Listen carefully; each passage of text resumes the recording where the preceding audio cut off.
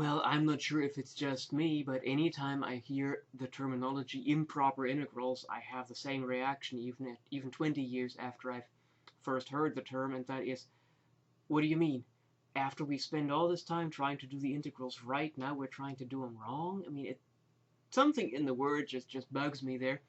But what improper integrals are is they are a vehicle that allows us to capture areas that otherwise we could not capture with Riemann sums, namely areas that have pieces that are infinitely long or infinitely tall.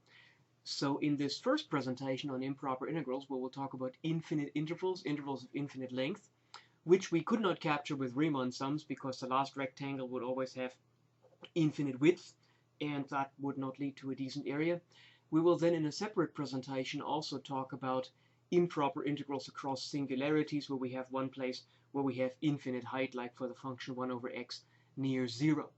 Okay, but for this one, we're going to talk about infinite intervals, and that, as far as I can see, even though that's of course certainly still just my opinion, improper integrals over infinite intervals are more frequent and probably more important than improper integrals across singularities, even though those also have their applications. So what's going on with these kinds of integrals?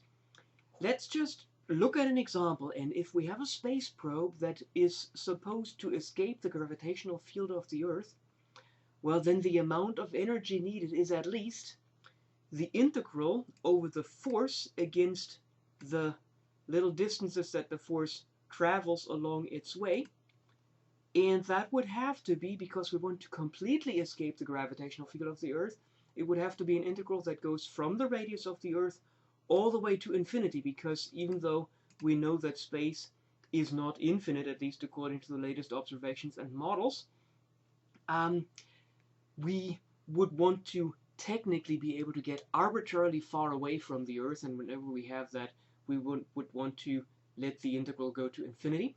And then, of course, we integrate the gravitational force against the little steps that we make along the way. So it's the integral from r to infinity of the gravitational force against dr.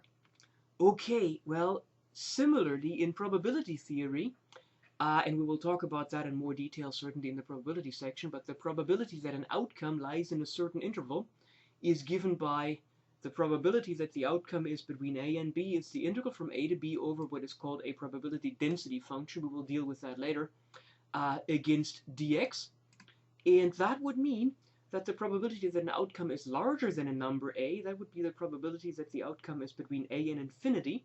And that would have to be the integral from a to infinity, just as previously it was the integral from a to b. And so that means that the first thing we have to do is we have to formally make sense of these integrals, now that we have seen that apparently there are situations where we literally want to integrate all the way to infinity. Okay, so the definition is fairly simple. We work with a continuous function on an interval a to infinity.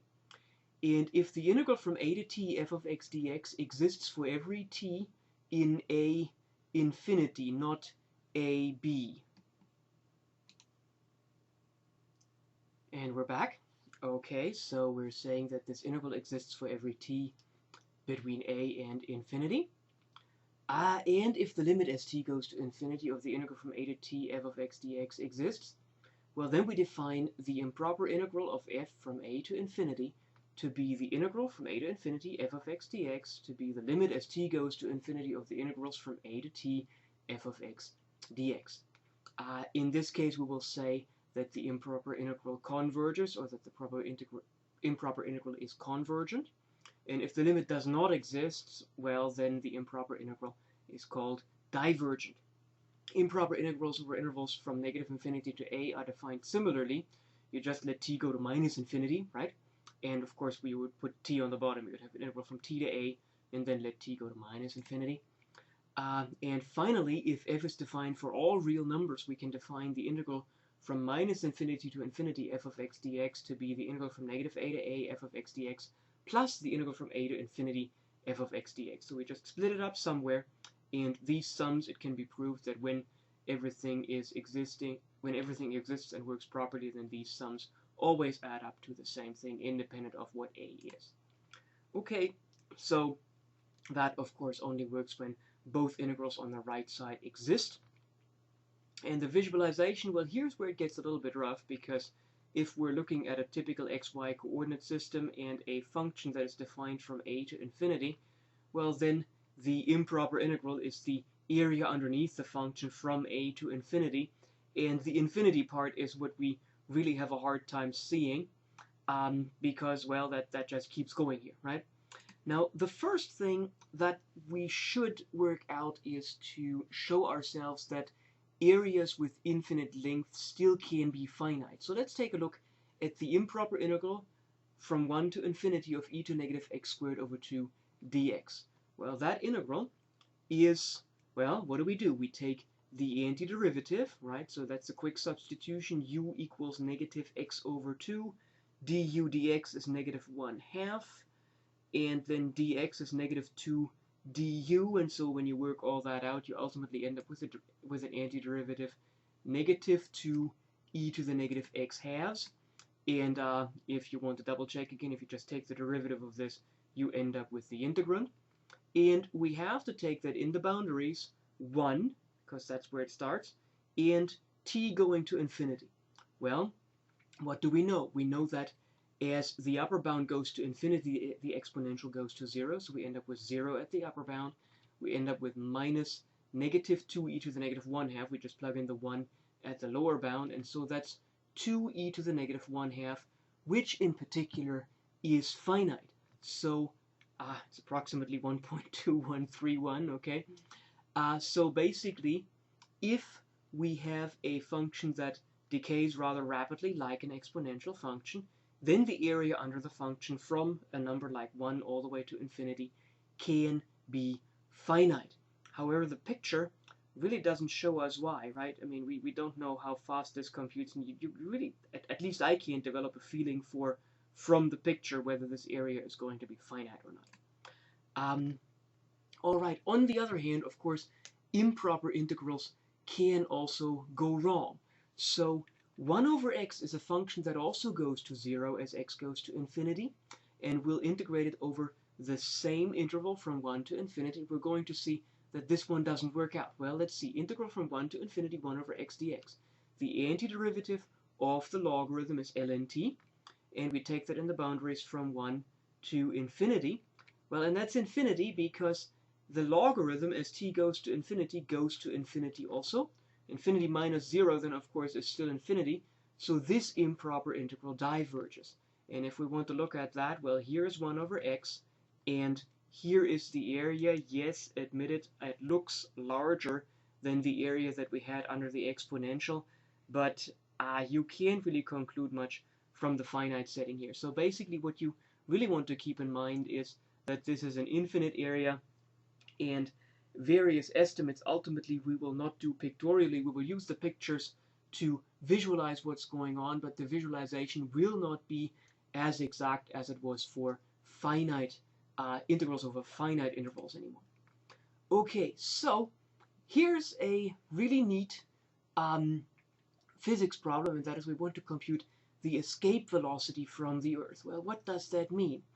That means we want to look at what the total energy is to get a particle of mass m all the way from the radius of the Earth to arbitrary distances, so from the Earth, so technically all the way to infinity.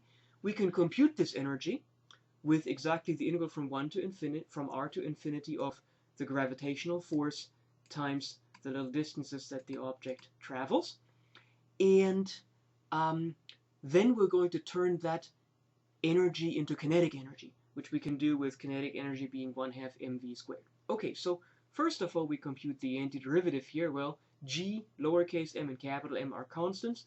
The antiderivative of 1 over r squared is negative 1 over r. And then we go from the radius of the Earth all the way to infinity. Whoop, the marking here doesn't want to work too well. And, well, that means at the upper bound we get something divided by infinity, so we get 0 at the upper bound. At the lower bound we get r, and the minus gives us plus. So the energy is g m capital M times r. The radius of the Earth is about 6.37 times 10 to the 6 meters. Yeah, that's right. It's about 6,000 some kilometers. the mass of the Earth is approximately 5.98 times 10 to the 24 kilograms. No, those are not numbers that I expect you to know. Those are numbers that I've looked up just like you would. The gravitational constant is 6.67 times 10 to the negative 11 Newton times meter squared divided by square kilograms. And so that means that mgm over r is approximately the mass of the object times all these numbers that are constants of nature. And if you work out that computation, then that's the mass times 6.26 times 10 to the 7th Newton meters per kilogram. Because, see, one of the kilograms and one of the meters cancel. All right, no problem. And that also makes sense because this is work per mass times mass, which will ultimately give us work or energy. And so now if we take that energy and set it equal to a kinetic energy, we would set 1/2 mv squared equal to mgm over r, which would give us that the velocity, well, the masses cancel, and so we end up with the velocity being the square root of 2 times gm over r, right? And that would be the square root of 2 times the 6.27 times 10 to the 7 kilogram times meter per second squared times meter divided by kilogram. So a Newton, remember, is kilogram times meter per second squared. And we can see the kilograms cancel. And we end up with square meters over square seconds, and the square root gives us meters per second. So the sanity check here is yes, this is a valid valid velocity unit. And we end up with approximately 11,000 meters per second, or about 11 kilometers per second, which, if you want to look that up in tables or reference works, that is about the escape velocity from the Earth. You might get slightly different digits depending on how far people have rounded all these constants of nature and what median radius for the Earth they chose, but that's about what the number is there. And if you want to turn that into different units, 11 kilometers per second is about 40,000 and some kilometers per hour, and that would be about 25,000 and some miles per hour. So it is rather fast.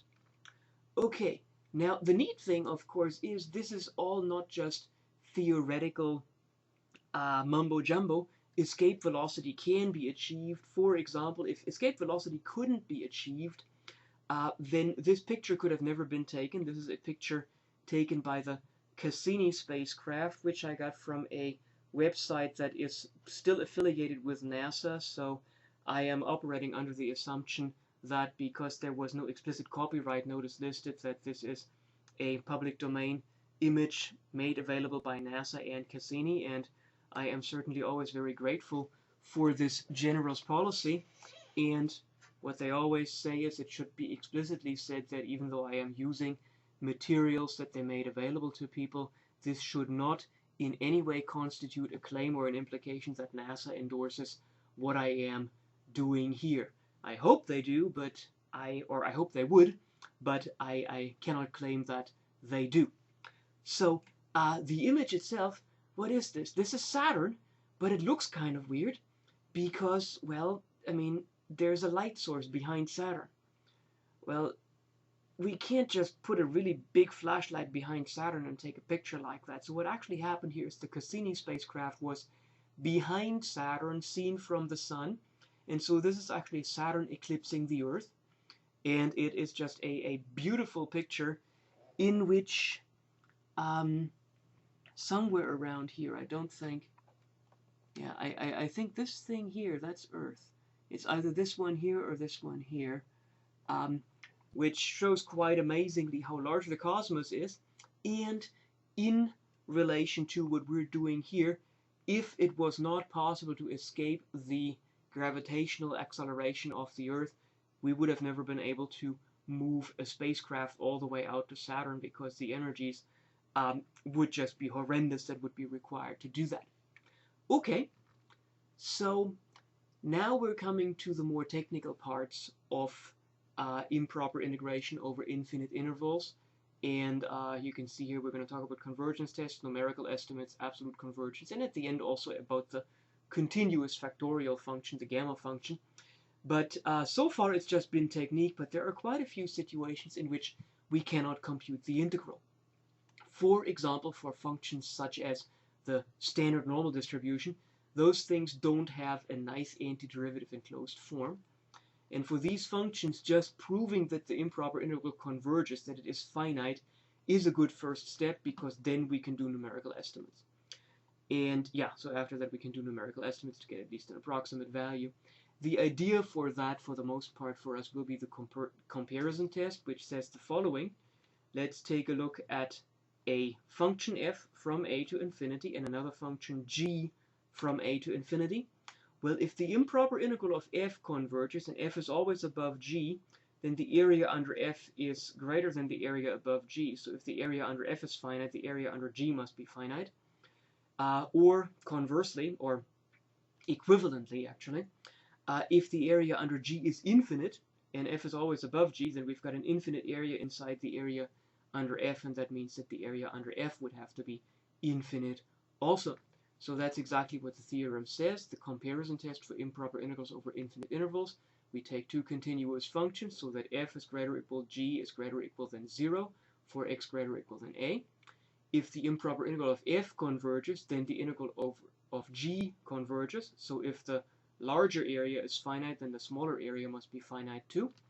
Equivalently, if the integral over g diverges, then the integral over f diverges too, because if the smaller area is infinite, then the area that contains the smaller area has no choice but to be infinite also. And if we want to revisualize that again, here's the picture. We have to be very careful to not apply the comparison test wrong, because if the integral from a to infinity of f of x dx diverges, that would mean that the bigger area is infinite.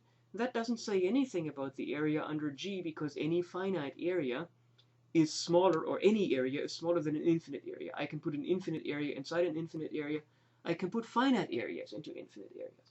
Similarly, the comparison test does not apply when the improper integral of g converges, and that is because if the smaller area is finite, the larger area could be finite or infinite, right? An area that is larger than a given finite area can be finite or infinite.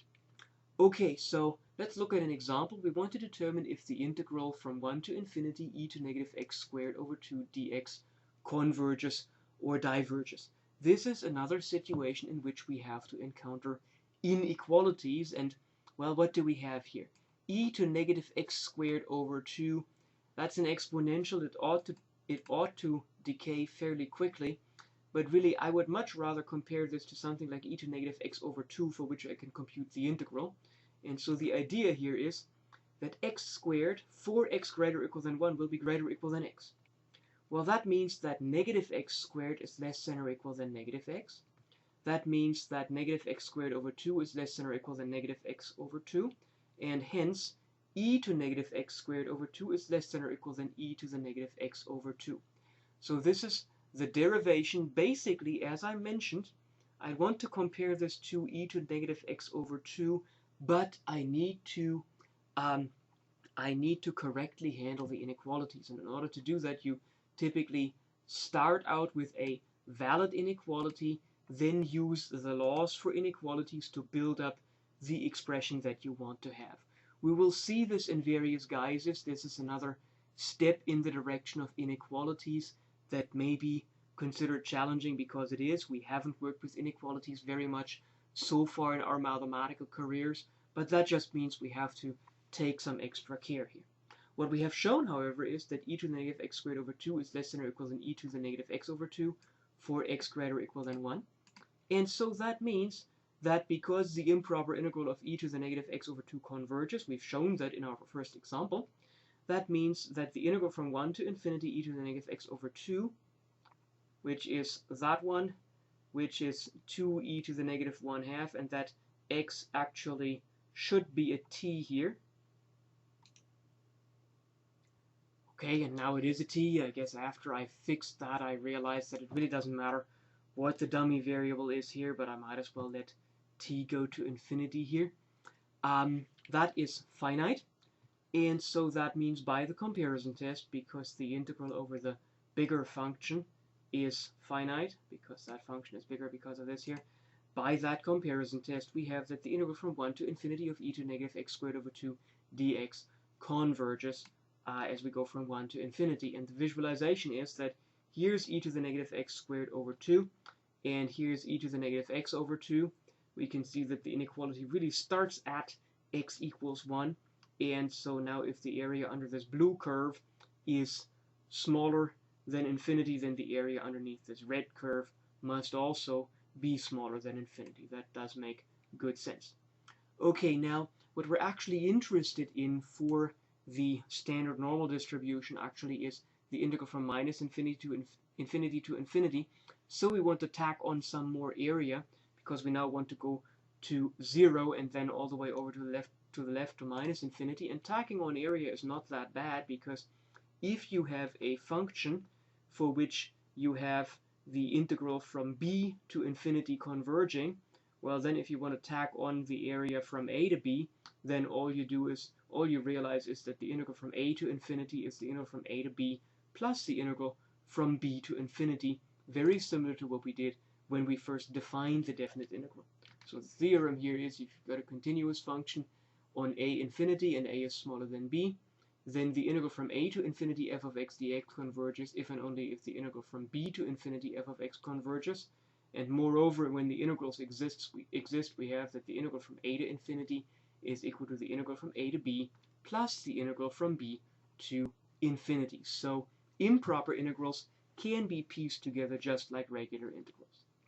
As an example, I want to know now if the integral from negative infinity to infinity e to negative x squared dx converges or diverges. Well, this integral is equal to the integral from negative infinity to 0 e to the negative x squared over 2 plus the integral from 0 to infinity e to the negative x squared over 2. By definition, we have an improper integral from negative infinity to infinity if and only if we can split it up and the individual improper integrals exist. And the integral from 0 to infinity e to negative x squared over 2 dx is the integral from 0 to 1 e to the negative x squared over 2 plus the integral from 1 to infinity e to the negative x squared over 2 dx. And that converges. The integral from negative infinity to 0 is the integral from negative infinity to negative 1 plus the integral from negative 1 to 0. And that converges basically by symmetry, right? This is an even function, which means this value here is the same as this. This value here is the same as this value here, and this value here is the same as this value here, so that one converges also. And so that means that the integral from negative infinity to infinity e to the negative x squared over 2 dx converges. All right, what other convergent integrals do we have? Well, we talked about 1 over x, and that in fact leads to what is called the p-integral test for integrals over infinite intervals. When you've got 0 smaller or equal p smaller or equal 1, then the improper integral from 1 to infinity 1 over x to the p dx diverges. And for p greater than 1, the improper integral from 1 to infinity 1 over x to the p dx converges. So the behavior of the integrals 1 over p changes exactly at 1. We had already seen that the integral of 1 over x from 1 to infinity diverges, and then we could say, well, for p smaller than 1, we are taking roots. And then, well, then you have to mess with numbers smaller than 1 a little bit. But basically, when you have a root of a number that is greater than 1. There we go. We're going from 1 to infinity. Okay, a root of a number that is greater than 1 is smaller than the number, which means 1 over that root is bigger than the number. So these integrals are all greater than the integral of 1 over x, so they must diverge. These integrals are smaller than the integral of 1 over x, because when p is greater than 1, we take a power of power p greater than 1 of the number, and so we would get a larger denominator and therefore a smaller overall number.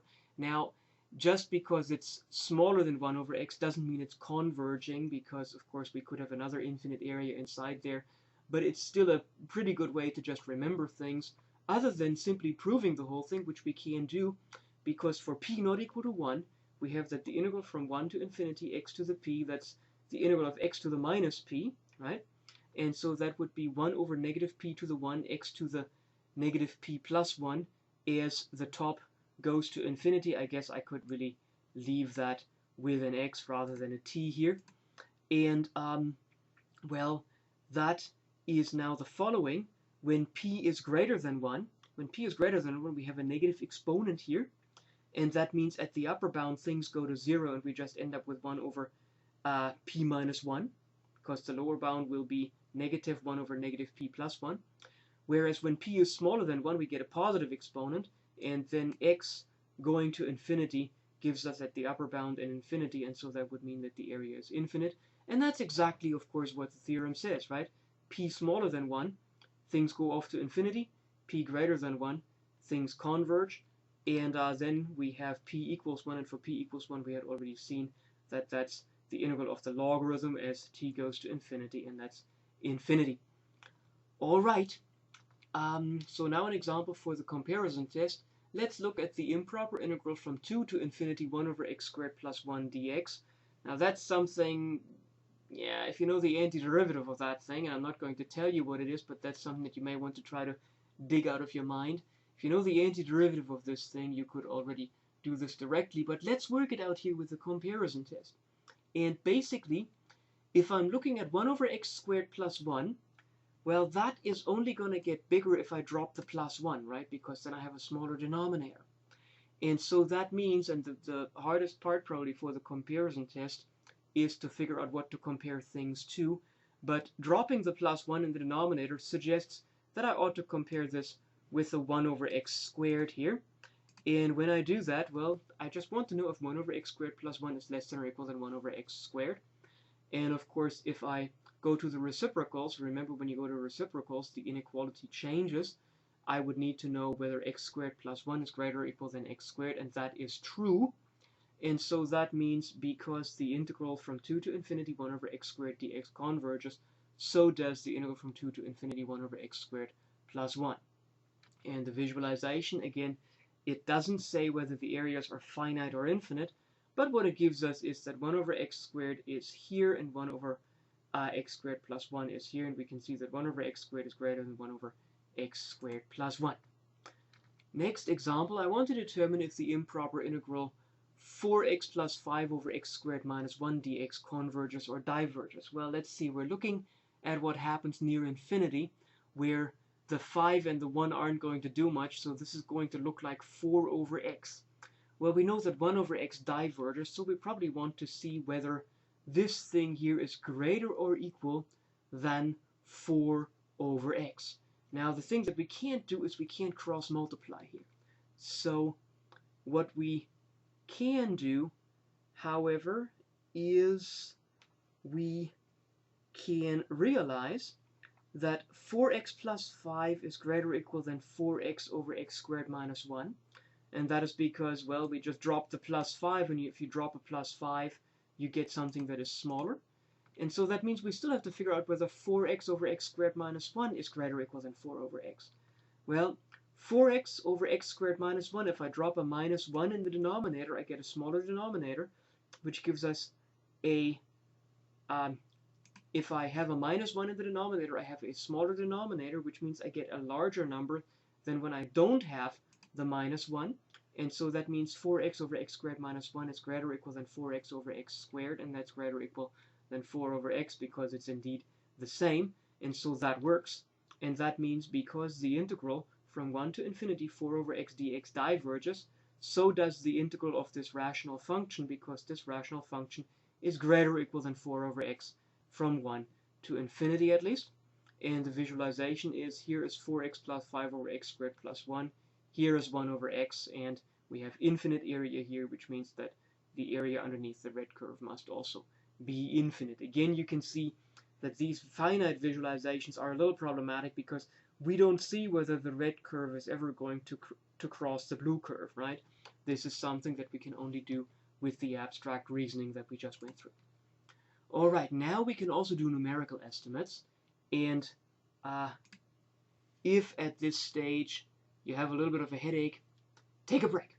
We have looked at a new concept, which is the improper integral. We have looked at comparison tests. We've worked with inequalities, which is not something that we typically do. So this is all new. This is hard work. If you want to take a break, hit the pause button, hit the stop button, come back to the thing later, and pick up at numerical estimates. But what numerical estimates do is, if we go back to the comparison test, or if we go back to how we want to estimate things, well, if we have something like the function e to the negative x squared over 2, if we just find a cutoff so that to the right of the cutoff there is very little area, then the improper integral is basically given by a finite area, right? So if f of x greater or equal g of x greater or equal 0 for x greater or equal than a, then the integral from a to infinity f of x dx is greater or equal than the integral from a to infinity g of x dx. We've already seen that, and so if we can find a cutoff where an easy to integrate function has very little area underneath from a to infinity, then our ugly function will also have very little area in this tail, and that means we should be able to do a numerical estimate. Let's see how that goes. For the improper integral 0 to infinity e to the negative x squared over 2, I want to find a point A so that the inequality integral from a to infinity e to negative x squared over 2 dx is smaller than 10 to negative 5 holds. And that would mean that I get the first 5 digits of this integral as soon as I compute the integral from 0 to a.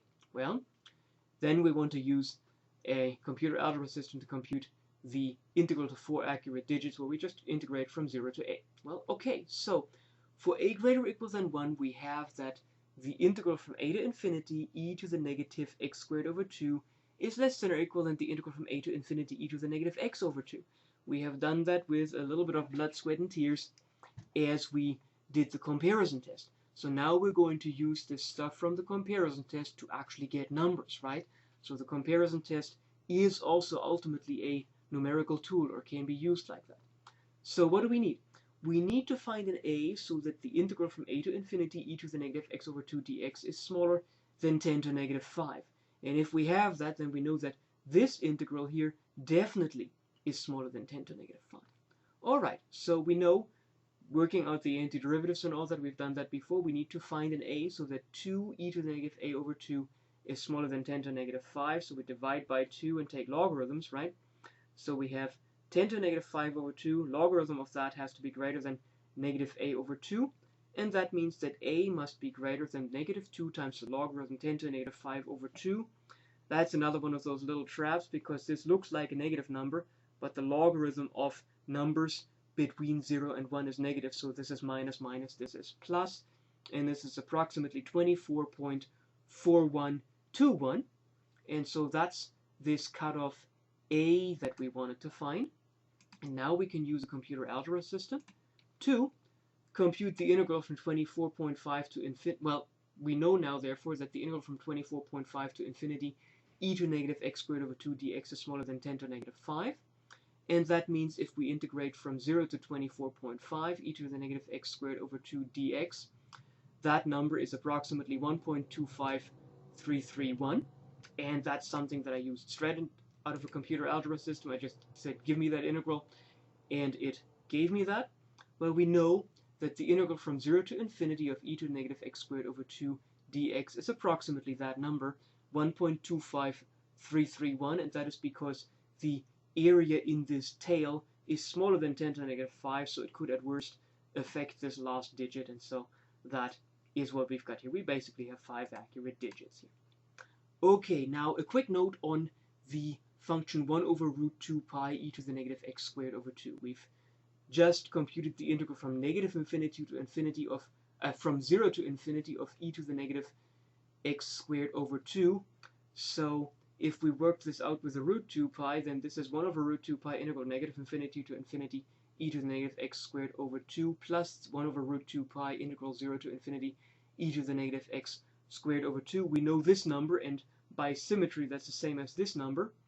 So this ends up being, if we plan it all out, this 1 over root 2 pi integral from negative infinity to negative 24.5 plus 1 over root 2 pi integral from negative 24.5 to 0 plus integral of 1 over root 2 pi integral from 0 to 24.5 plus 1 over root 2 pi integral 24.5 to infinity.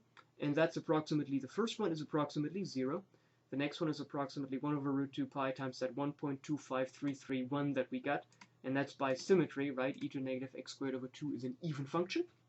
Then we have plus 1 over root 2 pi 1.25331 plus another 0, because again this one is approximately 0 here. It's small, it's less than 10 to the negative 5, so in comparison to these numbers it's 0. And that ends up being approximately 0.999997, which is approximately 1.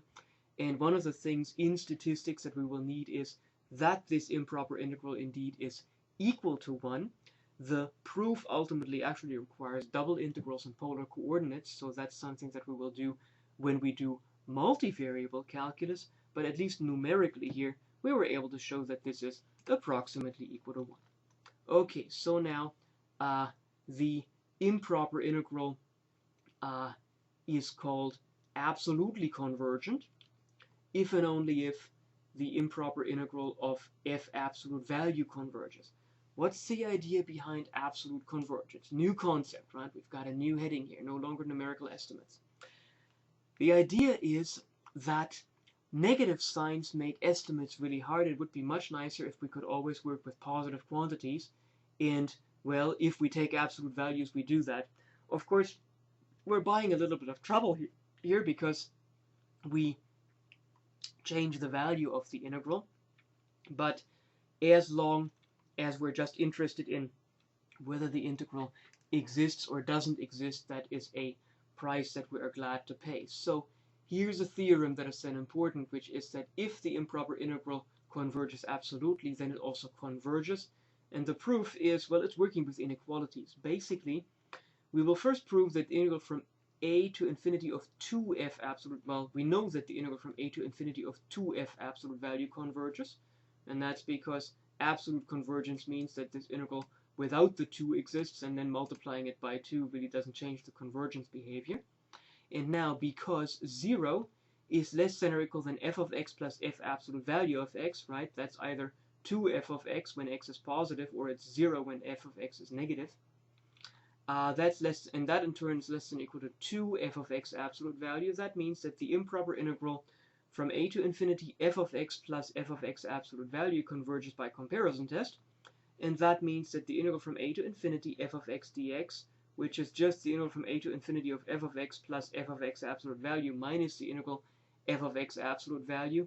So improper integrals, the algebra works the same way as for regular integrals. I didn't state the explicit theorem, but it's not that hard, and it's pretty easy to accept also. Now this integral is the sum of two convergent, or the difference of two convergent integrals, so that one converges also, and that means that absolute convergence will imply convergence. However, we need to be careful. Well, okay, let's first determine absolute convergence. So, determine if the integral cosine x over x cubed dx converges, and if it converges, we want to find the value up to an error of at most 5 times 10 to the negative 5. Well, cosine x over x cubed is less than or equal than 1 over x cubed, because the cosine absolute value is always less than or equal than 1, and as long as x is positive or greater than 1, we have that this is really less than or equal than 1 over x cubed. Okay, so the integral converges absolutely because 1 over x cubed, the integral of that converges, and that means the integral of this absolute value converges. And so now we do an estimate. The integral of 1 over x cubed from a to infinity, we make that smaller than 5 times 10 to the negative 5, right? If we make the integral of the upper bound smaller than 5 times 10 to the negative 5, then the integral itself will also be smaller than 5 times 10 to the negative 5. And the antiderivative of 1 over x cubed is negative 1 over 2x squared from a to infinity. And that would be 1 over 2a squared, right? At infinity we get 0, and then the minus minus at a gives us 1 over 2a squared. We need that to be smaller than 5 times 10 to the negative 5. Okay, so we bring the 2 over, giving us a 10 to the negative 4. And then we also go to reciprocals, and we realize that a squared has to be greater than 1 over 10 to the negative 4, which is 10 to the 4th, and so that means that a has to be greater than square root of 10 to the 4th, which is 10 squared, so a must be greater than 100. So a, if we want to make it strictly greater, since we didn't work with greater or equal here, a equals 101 would do it, and so the integral from 1 to infinity of cosine x over x cubed is approximately the integral from 1 to 101 cosine x over x cubed, because from 101 to infinity, the integral of cosine x over x cubed is less than the integral of cosine x over x cubed absolute value, which is less than the integral of 1 over x cubed, which we have seen to be small there, and so plus 0, right? And that's approximately, if we work that out with the computer algebra system, negative 0.08437 plus something that can only affect the 5th digit there.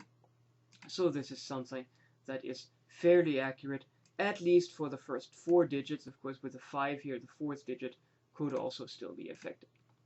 Okay, now last thing I think about absolute convergence is that convergence itself does not apply absolute convergence. That is something that is a little bit technical. I think we're going to do it with pictures.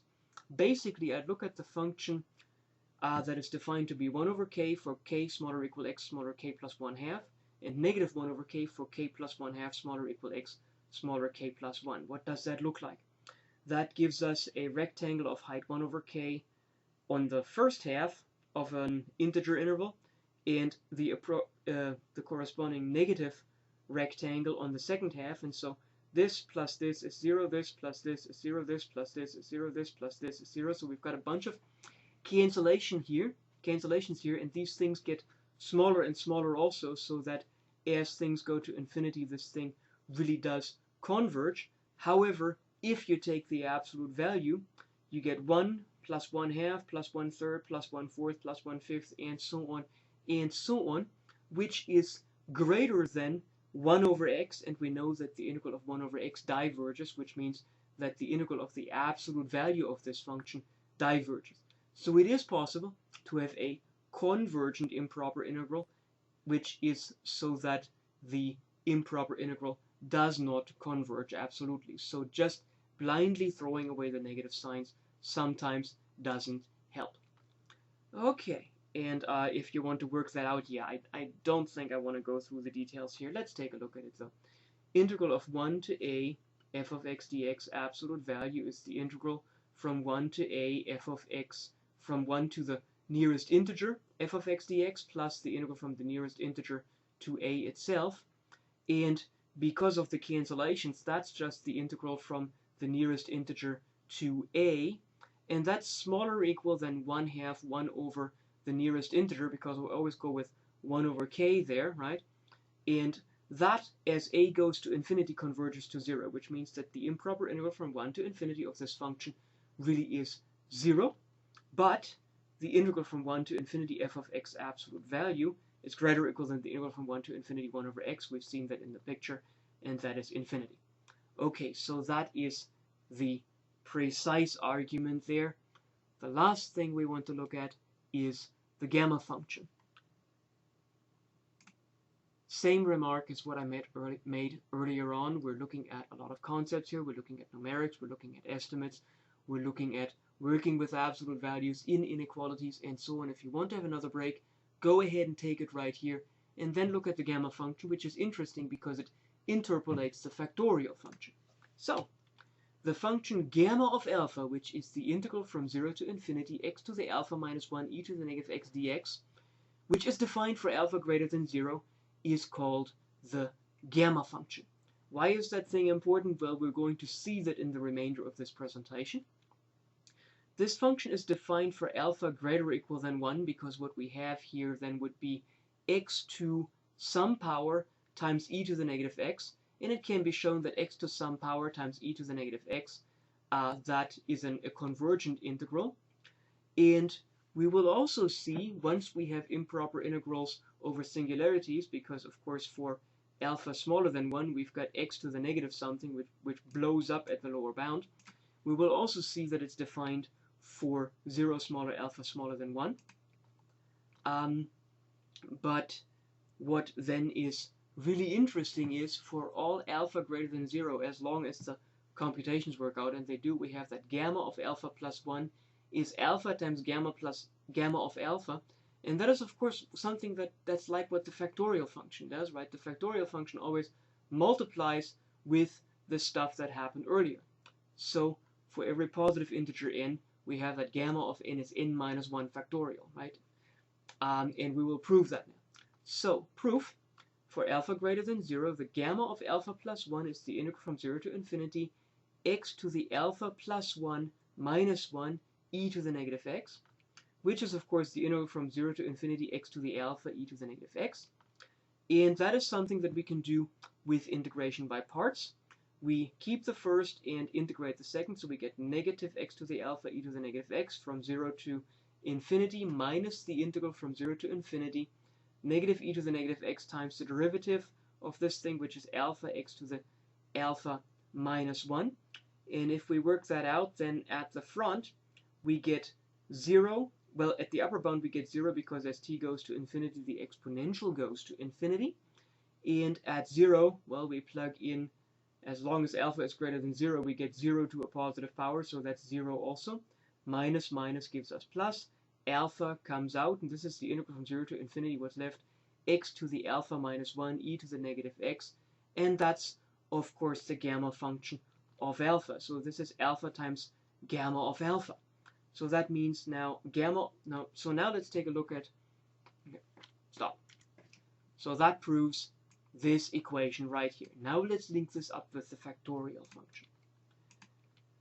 Gamma of 1 is the integral from 0 to infinity x to the 1 minus 1 e to the negative x, which is the integral from 0 to infinity e to the negative x dx, which is negative e to the negative x from 0 to infinity, and that's 1. Because as x goes to infinity, we get 0, and at the lower bound, we get minus 1. Okay, so gamma of n is gamma of n minus 1 plus 1, which is n minus 1 by what we have here, n minus 1 gamma of n minus 1, which is n minus 1 times n minus 2 gamma of n minus 2, right? You just keep applying this equation here, and you keep doing that until you end up with n minus 1, n minus 2, and so on all the way down to 2 times 1 times gamma of 1. And you know that gamma of 1 is 1, so this part here we might as well drop since this is a product. What we have left is 1 times 2 times and so on all the way to n minus 1, and that is n minus 1 factorial, and that finishes the result. And so basically the visualization is, if we plot the factorial function, then, or we plot n minus 1 factorial, so we remember 0 factorial is 1, 1 factorial is 1, 2 factorial is 2, 3 factorial is 6, remember it's all shifted by 1. The gamma function just interpolates these points, and that is why the gamma function is also called the continuous factorial function. So this is a function that interpolates factorials. It is quite important in statistics and in various situations in which you need to interpolate the factorial function, and because it fits very nicely with improper integrals, because it is a good application of improper integrals, we presented that right here also.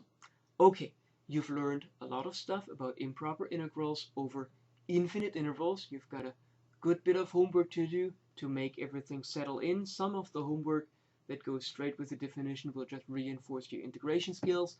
Convergence tests, as well as numerical estimates, as well as absolute convergence, will train you more in working with inequalities, which, I keep saying it whenever it comes up, that is something that is on the horizon. Estimates are very important in the actual application of calculus, and we just have to train ourselves in the requisite pattern recognition. So as you do that, I'm going to take a break. I think I've recorded something like 6 presentations over a 24-hour period, or slightly more than a 24-hour period. So I'm going to give myself a break, whereas you will do the homework, give yourself a break as necessary, and then continue with the pace of the class. I'll see you in the next presentation.